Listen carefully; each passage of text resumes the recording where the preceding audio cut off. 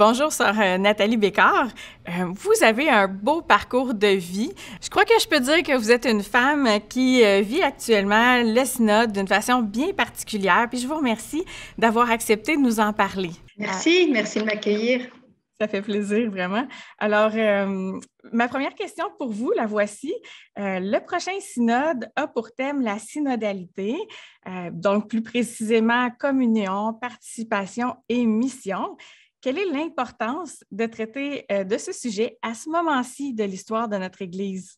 Alors, on peut dire deux choses. D'abord que le pape François, mais tant d'autres le disent, on prend conscience à cette étape historique dans laquelle on est que la synodalité est l'appel de Dieu pour l'Église d'aujourd'hui. C'est la manière de continuer la mission de l'Église dans le contexte historique dans lequel nous sommes.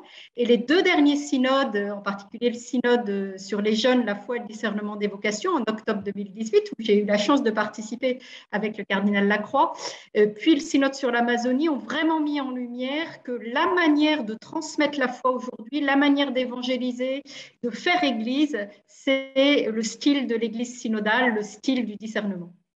Donc, comment est-ce que la démarche actuelle qu'on a commencée là, dans la phase diocésaine, par exemple, s'inscrit dans cette démarche plus large de l'Église?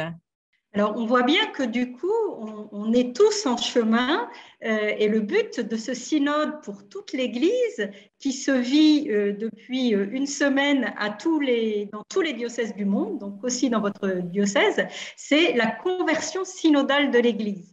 Voilà. Et ça, c'est personne tout seul qui peut le faire. C'est toute l'Église qui doit bouger et en même temps, chacun avec son histoire, ses priorités missionnaires. Donc, c'est très beau. Moi, j'ai contemplé et beaucoup rendu grâce pour avoir vu le dimanche dernier tous ces diocèses partout dans le monde ouvrir la phase diocésaine du synode de manière très créative avec des célébrations, diverses démarches.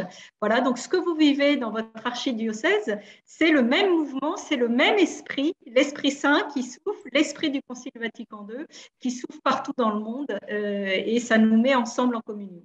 Comment est-ce que cette démarche peut nous aider et puis peut aider les baptisés de tous les horizons à s'impliquer davantage dans toutes les dimensions de la vie de l'Église?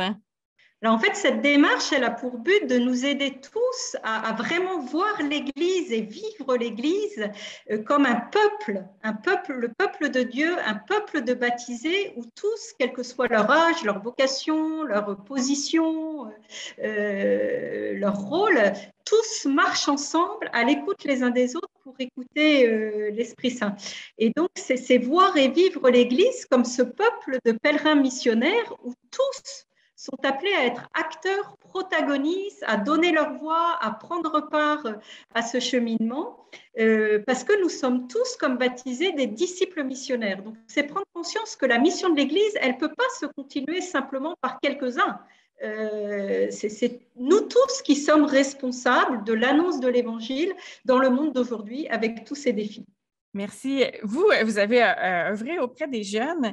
Comment est-ce que vous pensez que l'expérience du synode peut rejoindre les jeunes aujourd'hui? Puis, qu'est-ce que vous leur diriez là, aux jeunes pour les motiver à participer? Alors déjà, ce qu'on a compris en particulier à travers l'expérience du synode des jeunes, si vous voulez, c'est que la manière pour les jeunes de se sentir partie prenante de l'Église, de suivre le Christ et de faire communauté, c'est d'être acteurs protagonistes. Ils sont moteurs de synodalité. On le voit bien dans plein d'organisations.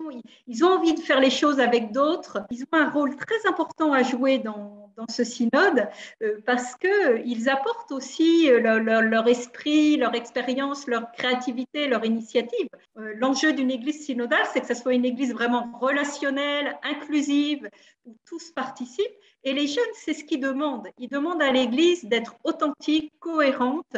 Et donc, on compte sur eux parce qu'ils sont moteurs de cette transformation synodale.